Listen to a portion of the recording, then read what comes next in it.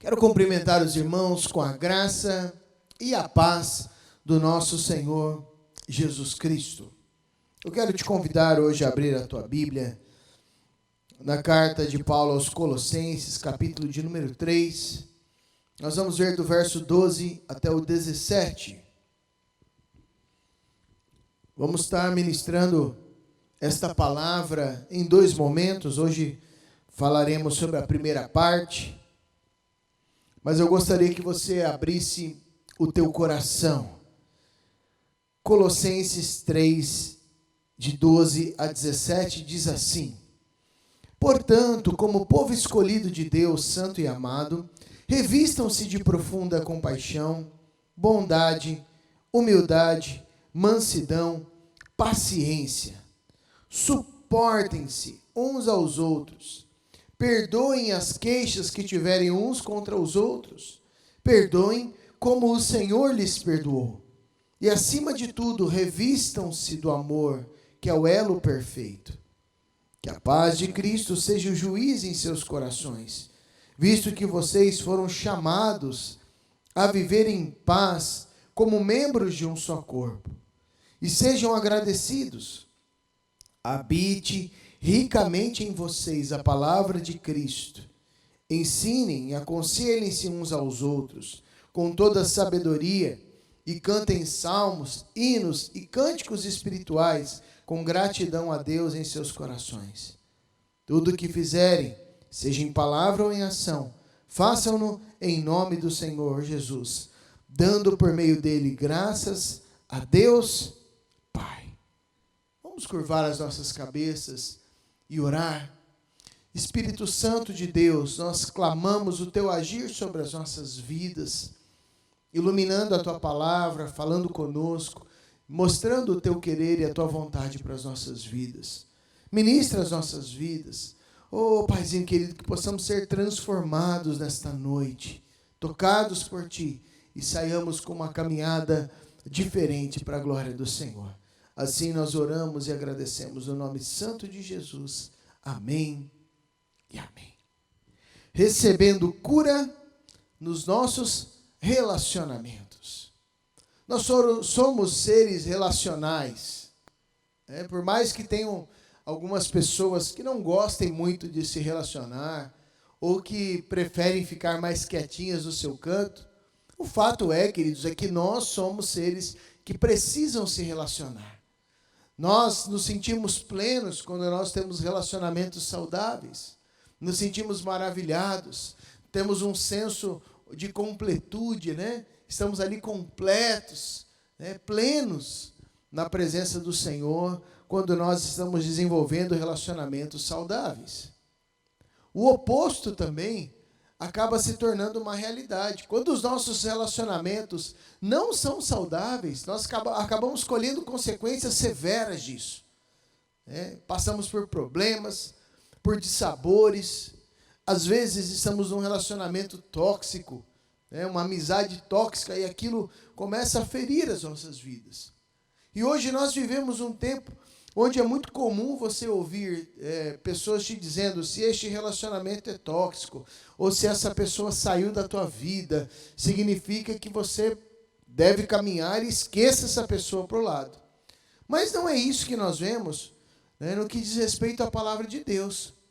Nós vemos que o Senhor Deus, ele tem um padrão de relacionamentos para as nossas vidas, de amizades, e um padrão de atitudes para que tenhamos cura nos nossos relacionamentos. E não para que os nossos relacionamentos sejam questões excludentes. Este aqui fez algo, isso me machucou, está excluído da minha vida. Fulano não fez algo do jeito que eu gosto, está excluído da minha vida. Não. O Senhor tem uma vida de equilíbrio, mas existem algumas ações que ele deixa bem clara neste texto, que o intuito delas é trazer cura para os nossos relacionamentos. E eu gostaria de elencar aqui alguns momentos neste texto. O primeiro deles é o seguinte: tenha o caráter perdoador e misericordioso de Cristo. Tenha o caráter perdoador e misericordioso de Cristo. perdoador, perdoar. Misericordioso, ter misericórdia. Isso aqui fala muito ao meu coração, mas antes de descrever aquilo que o Senhor tem ministrado na minha vida, eu quero te convidar a olhar o versículo de número 12 e 13, juntamente comigo. Portanto, como povo escolhido de Deus, santo e amado, revistam-se de profunda compaixão, bondade, humildade, mansidão e paciência. Suportem-se uns aos outros e perdoem as queixas que tiverem uns contra os outros. Perdoem como o Senhor lhes perdoou. Quando Paulo ele escreve este texto, tanto o versículo 12 quanto o verso 13, ele deixa bem claro que ele não está dando uma opção ou uma sugestão.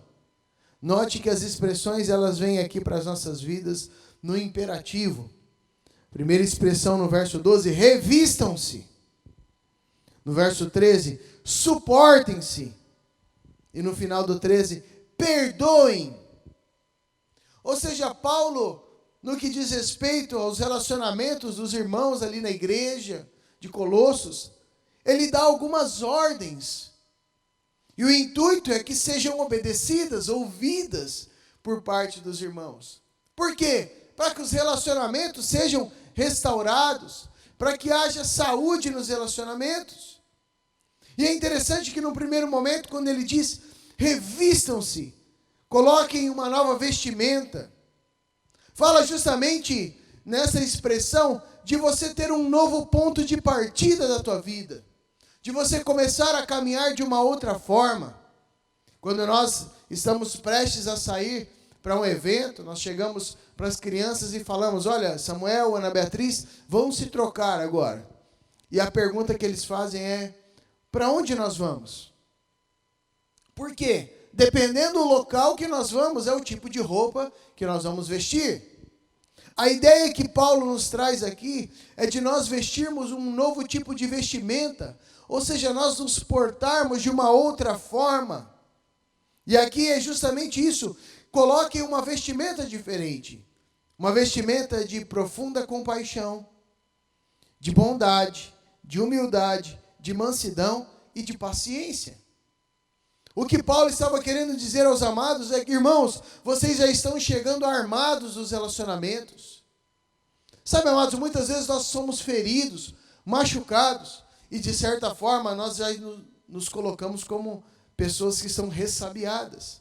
Eu não estou dizendo, querido, que você não deve aprender com os erros, com as falhas, com as frustrações que você já teve. Mas eu estou dizendo que a palavra nos exorta, nos mostra a abrir mão dessas armaduras, desses distanciamentos excessivos que são fruto de feridas e nos revestirmos de outras questões. Profunda compaixão, bondade, humildade, mansidão e paciência. Sabe por que Paulo está dizendo isso, queridos? Porque é muito comum aquela expressão, né, que nós conhecemos, gato escaldado tem medo de água fria.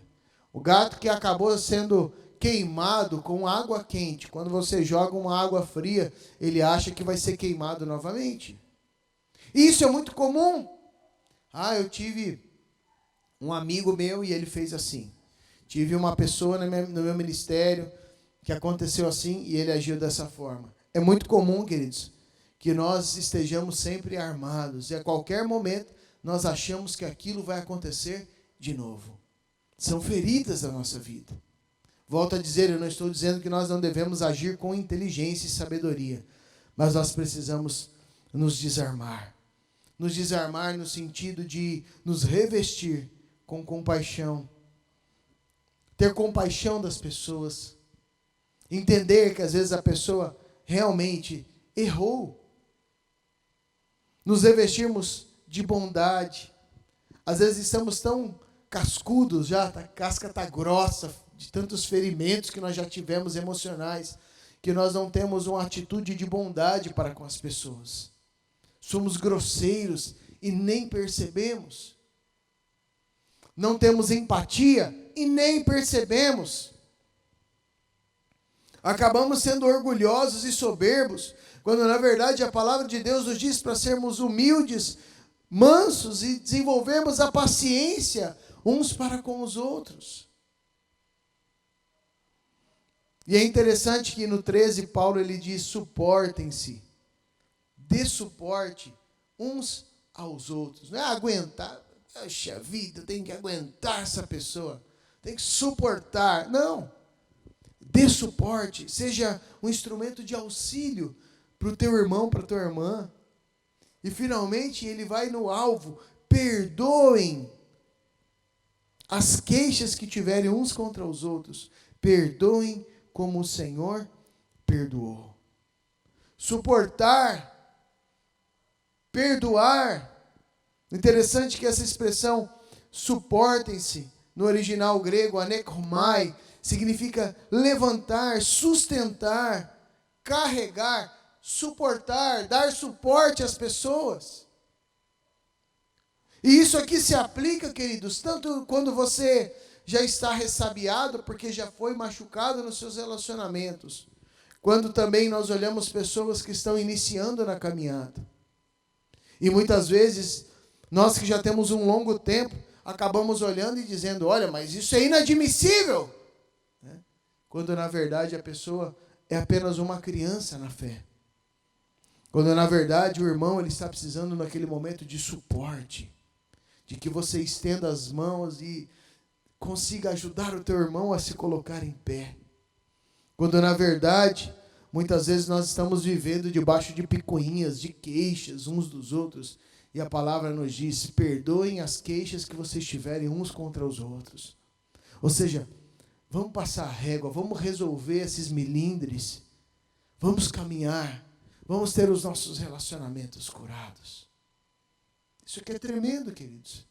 Fala de nós temos um toque de Deus no nosso caráter e começarmos a caminhar olhando o sentimento que há em Cristo, tendo o mesmo sentimento, um caráter que é inclinado, que já caminha para a direção do perdão e da misericórdia. Um caráter perdoador e um caráter misericordioso, como Cristo também é assim. Nós vivemos dias de muito julgamento. E nós, como igreja, precisamos agir com misericórdia, queridos. Com amor, com perdão, com graça de Deus sobre os nossos relacionamentos. E na mesma tônica, em segundo lugar, eu quero te dizer que nós devemos deixar que o amor de Deus guie a nossa vida. É interessante que o verso 14, Paulo diz: acima de tudo, porém, revistam-se do amor, que é o elo perfeito, ou em outras versões, o elo da perfeição. Ele havia outrora dito que nós devemos nos revestir de compaixão, de profunda compaixão, de bondade, humildade, mansidão e paciência. E agora ele diz: mas acima de tudo isso, revistam-se do amor, que é o elo da perfeição, ou elo perfeito. E aqui neste ponto eu gostaria de te pedir para que você fique tranquilo, fique tranquila. Mas eu quero te fazer uma pergunta: quanto vale para você uma boa ação? Quanto vale uma atitude de amor para você? Pastor, não estou entendendo. Quero te convidar a ver algumas imagens juntamente comigo. Essa primeira imagem mostra adolescente ajudando uma senhora a atravessar a rua, carregar ali as suas compras. Quanto vale essa cena? Quanto vale essa segunda cena? Essas crianças, uma ajudando a outra ali, debaixo da chuva, dividindo um guarda-chuva. Quanto vale para você essa terceira cena? Um senhor ficando descalço e dando os seus chinelos para uma moradora de rua que estava ali necessitada, também descalça. Quanto vale essa cena? Uma pessoa não apenas dando o alimento, mas servindo o próximo. Sabe, amados, eu fiz questão de colocar essas imagens. Muitas delas podem ser imagens do cotidiano, né? Ou podem ser uma imagem montada por uma fotografia, mas o fato é que elas refletem cenas de pessoas desconhecidas no seu cotidiano. E por que eu apresentei cada uma delas? Porque, olhe na tela, o verdadeiro amor se traduz em atitudes. Olhe bem aqui para mim, querido. Olhe bem aqui para mim, querida. Não há amor se não há ações. Ah, imagine Jesus dizendo, né? Porque Deus amou o mundo de tal maneira, e ponto final. Porque Deus amou o mundo que deu o seu Filho. Agiu. Jesus nos amou de tal maneira que Ele se entregou. Ação. O verdadeiro amor se traduz em atitudes. Nós estamos acostumados com uma realidade onde nós falamos e falamos. Mas o amor verdadeiro não é um simples eu te amo. Ah, então eu não preciso mais falar eu te amo. Não. Palavras também transmitem emoções. É importante você no teu relacionamento conjugal, logo de manhã já dizer, olha meu amor, eu te amo, bom dia. Quantas vezes você já disse eu te amo neste dia para tua esposa, para o teu esposo? Ah não, quando eu deixar de amar eu aviso. Pode brincar, querido, não tem problema. A gente se diverte com essas expressões, mas na prática, a nossa realidade deve ser outra. E não somente dizer, uma forma é dizer que ama, mas além de dizer, agir, ter ações de amor. E é isso que Paulo está dizendo, se revistam de amor, porque o amor ele é a ligação, é o elo, o gomo ali da corrente perfeito. E é muito interessante nós analisarmos essa perspectiva. Quando nós falamos de um amor que se traduz de forma prática. E é muito interessante, queridos, quando nós falamos dessa questão prática do amor. Eu volta e meia, eu cito esta questão. Essa semana, ontem, mais precisamente, faleceu a esposa de um amado pastor da caminhada, o reverendo Messias Anacleto Rosa, sua esposa, uma preciosidade de Deus, dona Vani, acabou falecendo ontem pela manhã, de Covid.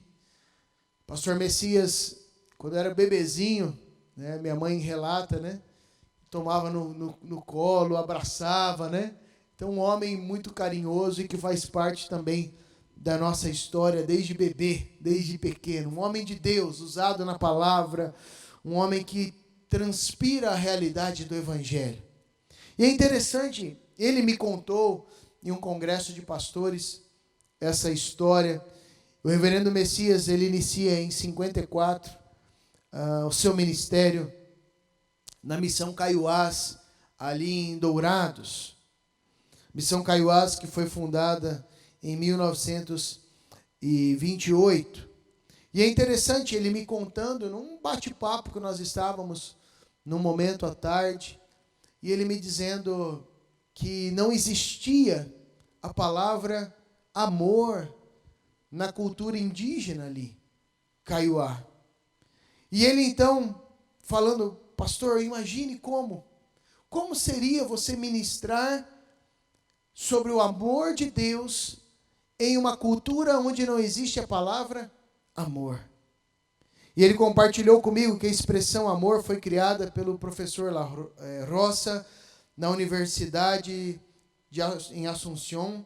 Ele era cristão e ele então cria essa expressão dentro dessa parceria ali com a universidade para ser inserido dentro da cultura indígena, né? Dizendo então, eu amo a Deus, She Ahaihu Yandejara. E o exemplo que ele trouxe para mim, para mostrar essa realidade do amor, dessa expressão criada para a prática, é um exemplo da missionária Luide Bonfim Andrade. Talvez alguns conheçam esta mulher. E é interessante porque ele conta com muitos detalhes, depois dessa expressão sendo criada e colocada, como colocar dentro desta cultura a expressão amor. E ele conta que muitas vezes a missionária Lloyd, ela chegava para as crianças desnutridas, magrinhas, às vezes sem força quase, e eles tinham o hábito de levar para poder dar um sustento ali para aquelas crianças que estavam com a glicose bem baixa, levaram umas latinhas de leite condensado. E ele contando, ele disse que ele fazia, missionária Lloyd fazia um furinho ali na latinha de leite condensado e podia colocar um pouquinho ali. E daí as crianças ficavam felizes, tinham um pouquinho mais de força, com aquela glicose entrando em contato com eles ali no organismo deles. E eles ficavam muito felizes quando os missionários chegavam já esperando esse gesto. E diz que a história contada pelo reverendo Messias, que a missionária Lloyd, ela chegava e dizia: isso é amor. Esse leite condensado sendo trazido para vocês, tão gostoso, isso é amor. É o que Yandejara faz por vocês. Ele cuida, ele ama, ele age em favor de vocês. Nós podemos ser poliglotas, queridos. Ótimo, maravilhoso. Falarmos 1, 2, 3, 4 línguas diferentes, idiomas diferentes. Podemos ser um profundo conhecedor das Escrituras. Estudarmos, buscarmos, interpretarmos, nos prepararmos. Ótimo, maravilhoso. Mas como chegar a determinadas pessoas e demonstrar e explicar o amor de Deus? Como fazer isso? Como mostrar para pessoas que já estão desacreditadas que há um Deus que as ama? E eu te respondo na palavra. 1 João 3,18 diz assim: filhinhos, não amemos de palavra, nem de língua, mas de fato e de verdade. Não amemos de palavra, nem de língua, mas de fato e de verdade. O mundo, queridos, não vai compreender o amor de Deus pelos púlpitos, através de grandes sermões. É muito sério isso, queridos. Mas ele compreenderá quando ele perceber o amor de Deus em mim e em você. O mundo não vai compreender o amor de Deus através dos púlpitos, dos nossos sermões. Os sermões ministram a nós como igreja, edificam, exortam, nos direcionam. Mas o mundo, querido, vai compreender o amor de Deus quando ele perceber este amor em mim e em você, através das nossas ações. Tiago, capítulo 2, verso 15 a 17, diz: se um irmão ou uma irmã estiverem encarecidos de roupa e necessitados do alimento cotidiano, e qualquer dentre vós lhe disser: ide em paz, aquecei-vos e fartai-vos, sem contudo lhes dar o necessário para o corpo, qual é o proveito disso?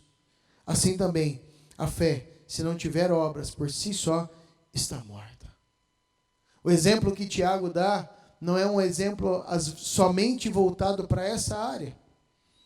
Mas o que Tiago está querendo dizer é que nós verbalizarmos apenas o amor. Ide em paz, se aqueça, farde. Se nós não agirmos demonstrando o amor, não há sentido. A nossa fé é morta. Da mesma forma, um evangelho que não é prático, se nós não demonstrarmos o amor uns para com os outros, no nosso convívio eclesiástico e nas nossas relações do dia a dia, se não houver essa demonstração, essa vivência do amor, a nossa fé é morta. A fé, se não tiver obras, por si só, está morta. Em terceiro e último lugar, nessa primeira parte desta ministração. Permita que a paz do Senhor dirija o seu coração. Verso 15 diz que a paz de Cristo seja o juiz em seus corações, visto que vocês foram chamados a viver em paz, como membros de um só corpo, e sejam agradecidos. Que a paz seja o juiz. A expressão aqui é justamente aquilo que decide, aquilo que orienta, que guia as nossas vidas, aquilo que nos dirige. Por isso, diante dessa expressão, a paz seja aquilo que nos dirige, eu quero te perguntar, porque muitas vezes as nossas vidas não são guiadas pela paz de Cristo e nem pelo amor. Então, o que dirige a sua vida? O que dirige a minha vida? Muitas vezes a nossa vida, ela pode ser dirigida pela culpa. Há pessoas que passam a vida toda, queridos, fugindo do remorso, ocultando a sua vergonha. Pessoas dirigidas pela culpa são manipuladas pelas suas lembranças. Muitas vezes o teu relacionamento hoje ele é dirigido por uma culpa passada, por um remorso. Muitas vezes nós acabamos sendo controlados pelo nosso passado e permitindo que o nosso passado controle o nosso futuro, as nossas ações. Nós acabamos sabotando o nosso próprio sucesso porque não resolvemos o nosso passado. Você não precisa ser um produto do seu passado, no sentido de ser um prisioneiro dele, mas você pode ser um produto do seu passado, no sentido de ser transformado, de aprender com as lições vividas, mas não seja um prisioneiro, uma prisioneira do seu passado. Os propósitos de Deus na sua vida não são direcionados ou definidos pelo seu passado, meu irmão, minha irmã. Deus é um Deus que torna um assassino chamado Moisés em um grande líder. O Deus que nós servimos é aquele que transforma um covarde Gideão em um corajoso herói.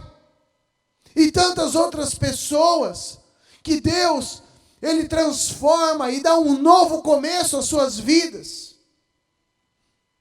Não deixe que a culpa dirija a sua história, mas seja renovado nessa noite e permita que Deus escreva uma nova história na tua vida. Como são felizes, Romanos 4:7, aqueles que têm as suas transgressões perdoadas, cujos pecados são apagados. Deixa o Senhor perdoar a tua vida e te curar, querido. Sua vida é dirigida pelo rancor? Há muitas pessoas que ficam apegadas a mágoas. Pessoas que não conseguem superar, nem perdoar, nem vencer problemas antigos. Essas pessoas, ao invés de aliviarem essa dor através do perdão, acabam revivendo essa dor constantemente. Na sua cabeça, na sua mente, nos sonhos, no dia a dia. Algumas pessoas que são dirigidas pelo rancor acabam se fechando, interiorizando a sua raiva. E de vez em quando não suportam mais, acabam explodindo. E muitas dessas vezes explodem com as pessoas que mais elas amam. As duas questões, tanto interiorizar a raiva quanto explodir, são questões perigosas e não trazem nenhum benefício. O segredo é perdoar e ser guiado pela paz de Cristo. Jó, ele nos deixa muito claro no capítulo 5, verso 2, que ficar desgostoso e amargurado é loucura, é falta de juízo e leva à morte. Pastor, está muito difícil viver assim, cheio de rancor e amargura. É mesmo, querido. É muito difícil mesmo. E segundo a palavra, é loucura, falta de juízo e leva à morte. Pastor, o que eu faço decida perdoar. Perdoe. Será que sua vida tem sido dirigida pelo medo? O medo, querido, muitas vezes ele é resultado de situações traumáticas ou de expectativas ilusórias acerca de pessoas ou de circunstâncias. O medo, muitas vezes, ele vem de um lar onde nós crescemos, um lar de muita severidade, ou uma predisposição genética das nossas vidas, pessoas que já têm uma característica no seu caráter de serem mais intimistas, mais na dela. E daí, diante de uma situação onde tem alguém, muitas vezes bruta, ou uma pessoa que já chega com uma voz mais alta, a pessoa vai ficando ali no cantinho já com medo. Mas independentemente do que tenha causado este medo na tua vida, sabe, queridos, às vezes, se você tem sido dirigido pelo medo, você pode perder grandes oportunidades da sua vida pelo simples fato de ter medo de correr riscos. Eu não estou dizendo para você se arriscar em demasia, mas para você analisar, ponderar e buscar a direção de Deus. Muitas vezes, pessoas são cautelosas demais. Não se lançam em um relacionamento, em uma situação, porque sempre estão com medo de tudo e de todos. E às vezes nem se aprofundam no relacionamento com Deus, porque estão com medo. 1 João, capítulo 4, verso 18, diz que no amor não há medo. Ao contrário, o perfeito amor expulsa o medo, porque o medo supõe castigo. Aquele que tem medo não está aperfeiçoado no amor. O que mais tem dirigido a sua vida? Materialismo? Pastor, não, eu só gosto de viver bem. Então deixa eu te colocar algumas coisas para te ajudar a identificar se você vive dirigido pelo materialismo. Seu desejo de adquirir se torna o único ou principal objetivo da sua vida? Se sim, materialismo. Sabe, o problema do materialismo, dentre outros, é que a pessoa acha que o fato dela ter mais vai torná-la mais feliz, mais protegido, mais importante. Mas todos os três pensamentos são falsos. Porque posses, elas trazem uma felicidade temporária, momentânea. Quando nós alcançamos aquele lugar onde as posses nos trazem aquele momento de felicidade, logo se esvai. E nós caminhamos de uma forma viciosa, querendo mais. A questão é que vem novos modelos, e daí nós queremos modelos novos. Coisas maiores e melhores surgem, e vira uma rotina de escravos. Vivemos como escravos do comércio, escravos da novidade, escravos do último lançamento. O fato é que em Lucas 16:13, o Senhor Jesus nos diz que ninguém pode servir a dois senhores, porque há de aborrecer um e amar ao outro, ou se devotará a um ou desprezará o outro. Não podeis servir a Deus e as riquezas. No original aqui há umas traduções que colocam mamon, porque um Deus das riquezas, porque no original riquezas, a expressão grega é mamonas. Não podem servir a Deus e as riquezas. Eu não estou dizendo que o dinheiro é ruim, que o dinheiro é mau, que o dinheiro é isso. O dinheiro é uma bênção, querido. Deus nos coloca como mordomos, como administradores do recurso. Se nós somos filhos e filhas de Deus e subjugarmos esta área na presença do Senhor, Ele vai nos ajudar a sermos melhores administradores deste recurso. E ainda mais, não seremos escravos dos últimos lançamentos, nem escravos das riquezas. Não ache que o ter vai te tornar algo. Não ache que o ter vai te trazer felicidade, porque essa é passageira e momentânea. Mas ser na presença do Senhor, um homem e uma mulher, segundo o coração de Deus, vai te trazer essa plenitude, essa paz que vai guiar a tua vida. E aí você vai poder administrar todas as outras áreas. A última pergunta que eu quero fazer nessa noite é: sua vida tem sido dirigida pela necessidade de aprovação?